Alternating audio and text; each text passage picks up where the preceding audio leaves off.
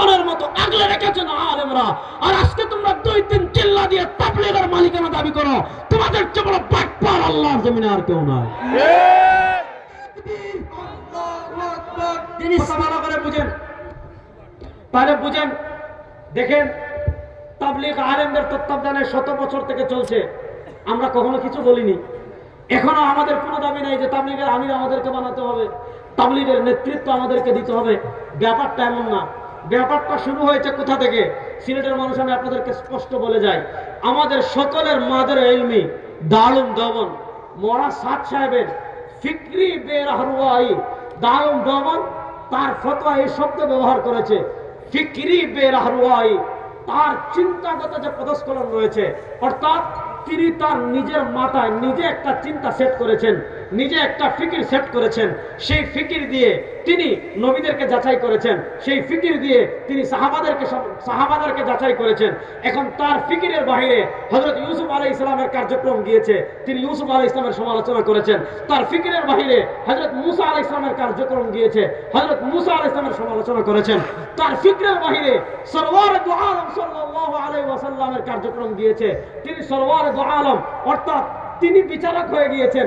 বিচারক হয়ে বিচার করছেন কার কাজের? হযরত মুসার কাজে। তিনি বিচারক হয়ে বিচার করছেন কার কাজের? হযরত ইউসুফের কাজে। তিনি বিচারক হয়ে বিচার করছেন কার কাজে? সরওয়ার দু আলম সাল্লাল্লাহু আলাইহি ওয়াসাল্লামের কাজে। তিনি ওলিমায় কেন রুটি গোশত খাওয়ালেন? ওই রুটি গোশত খাওয়ানোর কারণে নবীজির নাকি কষ্ট হয়েছে, তিনি নিজে বিচারক হয়ে সরওয়ার দু আলমের শানে জঘন্য মন্তব্য যে ব্যক্তি করতে পারে, সাহাবা একরামের ব্যাপারে জঘন্য মন্তব্য যে ব্যক্তি করতে পারে, তাবলীগের সূচনা কাল থেকে আপনি আবুল হাসান নদভী রাহিমাহুল্লাহ রাসাইল পড়েন, হযরত জানামুল হাসান সাহেবের রাসাইল পড়েন, হযরত ইলিয়াস সাহেবের আপনার মালফুজাত আছে, মালফুজাত ইলিয়াস আপনি বাংলাও পাবেন, উর্দুটাও পাবেন, হযরতজির মালফুজাত পড়েন। তাবলীগের একটা মৌলিক মূলনীতি ছিল, তাবলীগের মিম্বর থেকে কখনো মাসআলা বয়ান করা হবে না, তাবলীগের মিম্বর থেকে সব সময় উম্মাহকে রাহবরি করা হবে, আমলের সাথে জুড়ার কথা বলা হবে, আলেমদের সুহবতে গিয়ে দ্বীন শিখার কথা বলা হবে। তাবলীগের মানে মিম্বর থেকে মাসআলা বলার উসুল কখনো ছিল না।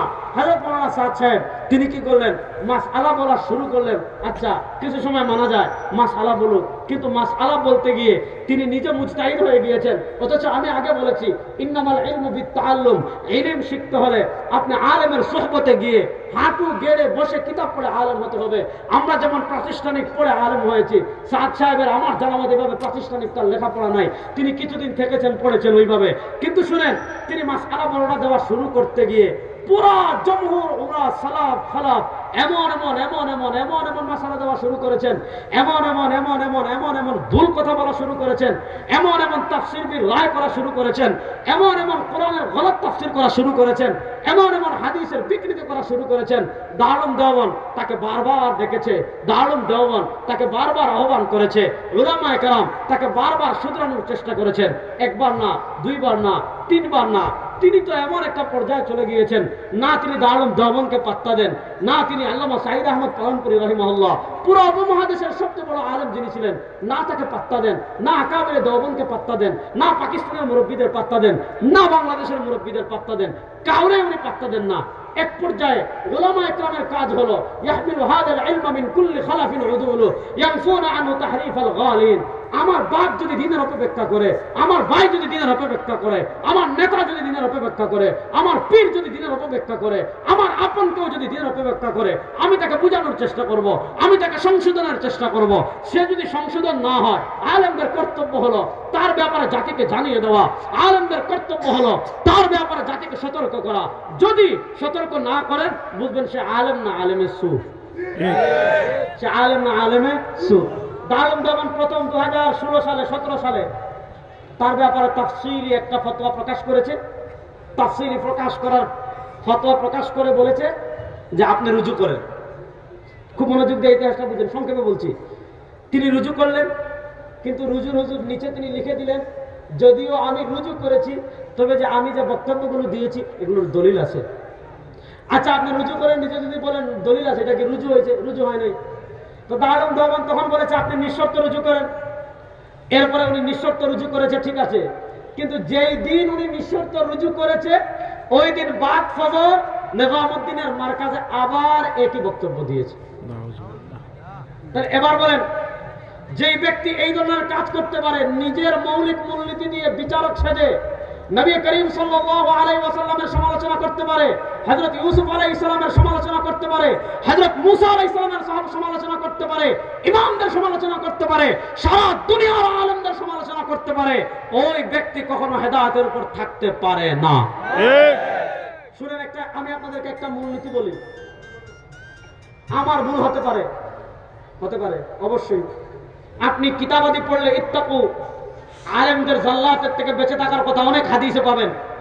আলেমদের ভুল হয়, মাসালাগত ভুল হয়, আমার ভুল হতে পারে, হয় হুজুরের ভুল হতে পারে, হয় আব্দুল্লাহ সাহেবের ভুল হতে পারে, হয় মুসলিউদ্দিন রাজি সাহেবের ভুল হতে পারে, হয় নুরুদ্দিন ঘরপুরি রহিমাল্লাহর ভুল হতে পারে, হয় মাদানী রহিমাল্লাহর ব্যক্তিগত ভুল হতে পারে, হয় তানভী রহিমাল্লাহর ব্যক্তিগত ভুল হতে পারে, হয় ভুল শুধুমাত্র হয় না নবীদের।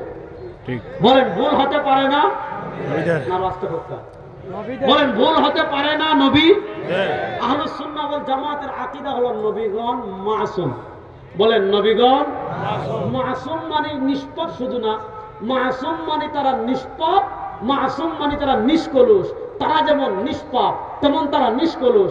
তারা কোনো গুনাহ করেন নাই, যেমন নবুয়তের দায়িত্ব পালনে তারা তেমন ভুলও করেন নাই, নবুয়তের দায়িত্ব পালনে তারা তেমন কোনো ত্রুটিও করেন নাই। একজন আলেমের ব্যক্তিগত ভুল হতে পারে, কিন্তু দারুন দেওবন্দের সব আকাবির, বাংলাদেশের সব আলেম, পাকিস্তানের সব আলেম, সারা দুনিয়ার সব আলেম। গত বছর আপনার উর্দুনের সবচেয়ে বড় আলেম ওমর আল খতিব হাফিজাহুল্লাহ, বর্তমান জর্ডানের সবচেয়ে প্রভাবশালী আলেম যিনি, তিনি বাংলাদেশে এসেছিলেন। তার সাথে আমার কথা হয়েছে লম্বা সময়। তাকেও আমি সাদ সাহেবের এই বক্তব্যগুলোর ব্যাপারে জিজ্ঞাসা করেছি। তিনিও ওখানে তাবলীগের একজন শীর্ষ মুরব্বী, এবং জর্ডানের বাদশার উপরে তার প্রভাব আছে। জর্ডানের হুকুমতকে তিনি যে ফতোয়া দিবেন, ফতোয়া জর্ডানের হুকুমত নাড়াতে পারে না। এত মহান আলেম ওমর আল খতিব হাফিজাহুল্লাহ, তাকেও জিজ্ঞাসা করেছি, তিনিও একই ফতোয়া দিয়েছেন। সারা দুনিয়ার আলেমরা একসাথে ভুল করে ফেলেছে। আর বাংলাদেশের ওয়াসিফ, তারপরে হলো উসামা, তারপরে হলো মুআজ বিন নূর, আমাদের সিলেটের আছে একটা হারবাল বিক্রেতা, এই ৪-৫টা ৬টা এরা ভুল করে না। আপনি চিন্তা করেন কেমনে? সুতরাং আমরা আলেমদের সাথে আছি তো ইনশাআল্লাহ, আলেমদের সাথে আছি তো ইনশাআল্লাহ। যে ইলম, যে বুঝ, যে দাওয়াত, কথা বলি, যে ইলম, যে হাদিস, যে কোরআনের বুঝ, যে হাদিসের বুঝ, যে দাওয়াতে তাবলীগ, যে শায়েখ, যে আলেম, যে পীরের সোহবতে গেলে আলেমদের প্রতি তোমার বিদ্বেষ তৈরি হয়, আলেমদের প্রতি তোমার খারাপ ধারণা তৈরি হয়, আলেমদের মাথা ফাটানো তোমার শেখায়, আলেমদেরকে মেরে ফেলা শেখায়, ওই তাবলীগ কখনো আল্লাহর তাবলীগ হতে পারে না। ওই তাবলীগ শয়তানের তাবলীগ, ওই তাবলীগ কখনো আল্লাহর তাবলীগ হতে পারে না।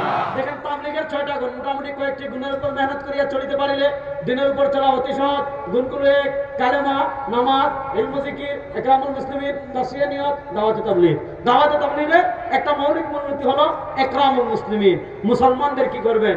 ইকরাম করবেন। তুমি মুসলমানদের ইকরাম শিখতে গিয়া তাবলীগে নিরহ উলামারা ঘুমিয়ে আছে, টাঙ্গাইলে তোমার টঙ্গীতে নিরীহ গত পরশু রাতে যে হৃদয় বিদারক ঘটনা ঘটেছে, শুনেন, সরকারের সিদ্ধান্ত হয়েছে একদম 2018 সালে যে টঙ্গীর মাঠ আলেমে শুরার অধীনে থাকবে, আলেমদের কাছে থাকবে। সেই সরকারি সিদ্ধান্ত অনুযায়ী টঙ্গী মাঠ আলেমদের আলেমে শুরার তত্ত্বাবধানে ছিল। ইজতেমার প্রস্তুতির কাজ চলছে। সিদ্ধান্ত হয়েছে গতকাল ইজতেমা কোন করবে, কারা করবে, সাত আসবেন কিনা, এগুলার চূড়ান্ত সিদ্ধান্ত গতকাল দিনে মিটিং হবে সচিবালয়, মিটিং হওয়ার পর সিদ্ধান্ত হবে। এর আগে কেউ যেন কোনো পক্ষ বাড়াবাড়ি না করে সরকার নির্দেশ দিয়েছে। রাত্রে হাসানাত আব্দুল্লাহর সাথে আমি নিজে কথা বলেছি, তাকে ফোন করেছি। তারা দুইজন গিয়েছে যে সাতপন্থীদের সাথে কথা বলি, তারা যেন গেঞ্জাম না করে। তারা কিছু দাবি দাওয়া দিয়েছে, দাবি দাওয়া দিয়ে বলেছে আপনারা ওনাদের সাথে কথা বলেন। তারাও বলে এসেছে যে আমরা আলেমদের সাথে কথা বলার আগ পর্যন্ত, সরকারের সাথে কথা বলার আগ পর্যন্ত, সিদ্ধান্ত নেওয়া না পর্যন্ত আপনারা মাঠে ঢুকবেন না, বাড়াবাড়ি করবেন না। কিন্তু টঙ্গী থেকে কাকরাইল আসতে সর্বোচ্চ রাত্রে মনে করেন 40 মিনিট লাগে। এই 40 মিনিটের ভিতর তারা হাজার হাজার মানুষ নিয়ে ঢুকে, কি বলবো, অত্যন্ত হৃদয় বিদারক দৃশ্য। আমাদের বগুড়ার একজন পরিচিত ভাই আছে, আমাদের ইসলামী যুব আন্দোলনের দায়িত্বশীল। তার বাপ একদম নিরীহ মানুষ, দাওয়াত তাবলীগের মেহনতে এসেছেন।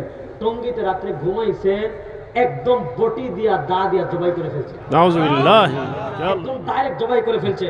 গতকাল আমার নিজের চোখে দেখেছি আমাদের কিশোরগঞ্জের এক ভাই কি সুন্দর আর্মি রিটায়ার্ড পারসন, তার ছেলেগুলোকে দেখে আমার এত কষ্ট লাগছে। একটা হলো মারামারি করছে, ঘুষি মারছে, বাঁশ দিয়ে মারছে, মারা গেছে, তাও একটা সান্ত্বনা দেওয়া যায়। কিন্তু কেমনে মারছে? ছুরি দিয়ে এখানে আঘাত করেছে, ছুরি এই দিকে ঢুকে পেটের এই পাশে বের হয়েছে, একদম পেটের নাড়ি বুড়ি বের হয়ে গেছে। আমরা সিলেটে হাত বলবার হয়ে গেছি। এখন চিন্তা করেন, যারা এইভাবে ঠান্ডা মাথায় আলেমদেরকে খুন করতে পারে, যারা এইভাবে ঠান্ডা মাথায় আল্লাহর পথের মানুষ, যারা আল্লাহর পথে বের হয়েছে, দাওয়াত দেওয়ার কাজে বের হয়েছে, এই ধরনের মানুষদেরকে যারা খুন করতে পারে, এরা তাবলিগী না সন্ত্রাসী? সন্ত্রাসী। আর আসতে বলে না তাবলিগী না সন্ত্রাসী? সন্ত্রাসী। এই জুড়ে বলে না তাবলিগী না সন্ত্রাসী? সন্ত্রাসী। এই সন্ত্রাসীদের দেখেন, যখন আওয়ামী লীগের আমল ছিল, এই সন্ত্রাসীরা বলতো আমরা পাকিস্তানি, এই সন্ত্রাসীরা বলতো আমরা হেফাজতি, এই সন্ত্রাসীরা বলতো আমরা সরকার বিরোধী। এই কথা বলে তারা আওয়ামী লীগের কি নিত, পারপাস সার্ভ করতো, স্বরাষ্ট্রমন্ত্রীকে বলতো এরা স্বরাষ্ট্রমন্ত্রী গাঞ্জা কামাল যেটা ছিল, মানে 24 ঘন্টা মনে হয় গাঞ্জা খায়, তার চেহারা দেখলে মনে হয় মাত্র গাঁজা খেয়ে আছে। বুঝেন নাই কথাটা? ভালো করে বুঝেন। তার কাছে গিয়ে বলতো হুজুররা হলো হেফাজতি, হুজুররা হলো আপনার পাকিস্তানি, হুজুররা হলো আপনার এইটা বলে তারা আওয়ামী লীগের থেকে সুবিধা নিত। আর এখন তারা এসে আমাদেরকে আওয়ামী লীগের দালাল বানিয়ে দিচ্ছে, আওয়ামী লীগকে আমাদেরকে ফেসিবাদের দূষর বানিয়ে আজকে যারা পরিকল্পিতভাবে ঠান্ডা মাথায় যারা 4 জন মানুষকে খুন করেছে, ওই সন্ত্রাসীদের তাবলীগ এই বাংলাদেশে আর চলবে না ইনশাআল্লাহ।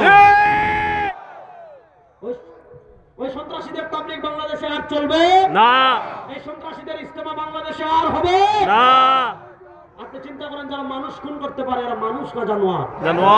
ওরা মানুষ না জানোয়ার? আমরা বেটিবেলা যদি ক্ষমতা থাকে, প্রথমে ইলমি মোকাবেলা কর। তোর যদি মাওলানা সাহাদ সাহেব তুই সঠিক প্রমাণ করতে চাস, আর রাহুল করিম আমরার প্রস্তুত আছে, কেউ লাগবে না। তোর 14 গোষ্ঠীরা পরাজিত করার জন্য এক রাহুল করিম আমরার যথেষ্ট। আয় তুই কারে লেগে যায় ইনশাআল্লাহ। কোথায় বসবি? সুরাত উদ্যানে বসবি বল, ইসলামিক ফাউন্ডেশনে বসবি বল, বাইতুল মুকাররম বসবি বল। তখন শর্ত দে তাকে উসমানী সাহেবরে আনি, তাকে উসমানী সাহেবরে আনার দায়িত্বটা আমার। আর আমি চাইলে তাকে উসমানী সাহেবের সরকারই আনতে পারতেছি না। ডক্টর আজমা খালেদা হাফিজাল্লাহ নিজে তাকে উসমানী সাহেবকে ফোন করেছেন, দাওয়াত দিয়েছেন। সরকারের মাধ্যমে পাকিস্তানি দূতাবাসের মাধ্যমে ইনভাইটেশন দেওয়ার পরে উনি আসতেছে না। তো তাকে উসমানী সাহেবকে আনা কি এত সহজ? তো শুনেন সাধারণ মুসলমান, আমি আপনাদেরকে যে কথা বলি শুনেন। ইলম আপনার কাছে আসছে আলেমদের মাধ্যমে, দ্বীন আপনার কাছে আসছে আলেমদের মাধ্যমে, শরিয়া আপনার কাছে আসছে আলেমদের মাধ্যমে, কোরআন আপনার কাছে আসছে আলেমদের মাধ্যমে, হাদিস আপনার কাছে আসছে আলেমদের মাধ্যমে। যারা তাবলীগের নামে আপনাকে আলেম থেকে বিচ্যুত করতে চাইবে, যারা সহিহ হাদিসের নামে আপনাকে আলেমদের থেকে বিচ্যুত করতে চাইবে, যারা রাজনীতির নামে আপনাকে আলেম থেকে বিচ্যুত করতে চাইবে, যারা ইশকে রাসূলের নামে আপনাকে আলেম থেকে বিচ্যুত করতে চাইবে, যারাই সাধারণকে আলেমদের থেকে বিচ্ছিন্ন করতে চাইবে, চাই তাবলীগের নামে আসুক, তাই রাজনীতির নামে আসুক, চাই সহিহ হাদিসের নামে আসুক, তাই ইশকে রাসূলের নামে আসুক, যারাই সাধারণকে আলেমদের থেকে বিচ্ছিন্ন করবে, বুঝবেন না ইবলিস শয়তান ছাড়া কিচ্ছু না। ঠিক আমরা এলাকা দেখছেন নি, গাঙ্গো থেকে বালি তুলে, আমরা গরফর মনে করে তুলে না, ঠিক মাতন দেখি পয়লা লাগিয়ে যাবে সারা রাত বইটা গেলা বালি দি গাঙ্গো থেকে বালি তুলে কি তুলে না, মাতন না বালি তুলে কি তুলে না। দেখবা গাঙ্গ হইলো 5 কিলোমিটার দূরে, বালি ভালার গরফর মাদ্রাসার উঠানো। এখন দেখা যায় কিটা, ওই গাং থেকে পাইপ টানে, একটা পাইপের সাথে আরেকটা সংযোগ দে, আরেকটা পাইপের সাথে আরেকটা সংযোগ দে, আরেকটা পাইপের সাথে আরেকটা সংযোগ দে, আরেকটা পাইপের সাথে আরেকটা সংযোগ দে, আরেকটা পাইপের সাথে আরেকটা সংযোগ দে। এভাবে সংযোগ দিয়ে দিয়ে দিয়ে দিয়ে আপনার 5 কিলোমিটার দূরে বালি নিয়ে আসে, 5 কিলোমিটার দূরে আপনার পানি নিয়ে আসে। এক জায়গায় যদি সংযোগ বিচ্ছিন্ন হয়ে যায়, এক জায়গায় যদি আপনার সংযোগ পাইপের সাথে পাইপের না থাকে, এক জায়গায় যদি আপনার কারেন্টের লাইনের সংযোগ না থাকে, বিদ্যুৎও আসবে না, বালিও আসবে না, কারেন্টও আসবে না। এবার বুঝেন 1400 বছর পাড়ি দিয়ে কোরআন কোন সংযোগ লাইন দিয়ে আপনার কাছে এসেছে, 1400 বছর পাড়ি দিয়ে হাদিস কোন সংযোগ লাইনে আপনার মাধ্যমে এসেছে, 1400 বছর পাড়ি দিয়ে ফিকহ আপনার কাছে কোন সংযোগ লাইন দিয়ে এসেছে। এটা হাদিসের মাধ্যমে আসে নাই, সাহাদের মাধ্যমেও আসে নাই, ফেসবুকের মাধ্যমে আসে নাই, ইউটিউবের মাধ্যমে আসে নাই। কোরআন 1400 বছর পাড়ি দিয়ে এসেছে আলেমদের মাধ্যমে। ঠিক ইমাম আযম আবু হানিফা আপনি দেখেন, আমাদের ফিতকার সনদ আপনি এখানে আমাকে বলেন আমার থেকে নবী করিম সাল্লাল্লাহু আলাইহি ওয়াসাল্লাম পর্যন্ত আমি সংযোগ দেখাতে পারবো। আমার হাদিসের কথা বলেন, আমি সংযোগ দেখাতে পারবো। আমার তাসাউফের কথা বলেন, আমি সংযোগ দেখাতে পারবো। হযরত মুহাম্মদ সাল্লাল্লাহু আলাইহি ওয়াসাল্লাম, তার ছাত্র আব্দুল্লাহ ইবনে মাসউদ, তার ছাত্র আলকামা, তার ছাত্র ইব্রাহিম নাখাই, তার ছাত্র হাম্মাদ ইবনে আবি সুলাইমান, তার ছাত্র ইমাম আযম আবু হানিফা, তার ছাত্র ইমাম মুহাম্মদ, তার ছাত্র ইমাম শাফি, তার ছাত্র ইমাম আহমদ ইবনে হাম্বল, তার ছাত্র ইমাম বুখারী। ইমাম বুখারী ইন্তেকাল করেছেন 256 হিজরিতে। তিনি পড়েছেন ইমাম আহমদ ইবনে হাম্বলের কাছে। ইমাম আহমদ ইবনে হাম্বল ইন্তেকাল করেছেন 241 হিজরিতে। ইমাম আহমদ ইবনে হাম্বল তিনি পড়েছেন ইমাম মুহাম্মদের কাছে, ইমাম শাফিঈর কাছে। ইমাম শাফি ইন্তেকাল করেছেন 204 হিজরিতে। ইমাম শাফি পড়েছেন ইমাম মুহাম্মদের কাছে। ইমাম মুহাম্মদ ইন্তেকাল করেছেন 189-তে। তিনি পড়েছেন ইমামে আযম 150। ইমামে আযম হাম্মাদ, হাম্মাদ থেকে ইব্রাহিম, ইব্রাহিম থেকে আলকামা, আলকামা থেকে ইবনে মাসউদ, ইবনে মাসউদ থেকে সরওয়ারে দু আলম। এইভাবে আমাদের ফিকহ, এইভাবে আমাদের তাসাউফ, এইভাবে আমাদের হাদিস, সনদ, সিলসিলা, সংযোগ আছে না? না আছে। আর এখন আমাদের যুবকরা কারে ফলো করে জানেন? ওই যে নবী করিম বলেছেন, এটা বলে শেষ করছি, ফাত্তাখাযান নাস রুউসান জুহালা। এখন আমাদের যুবকদের প্রিয় ইসলামিক স্কলার কারা?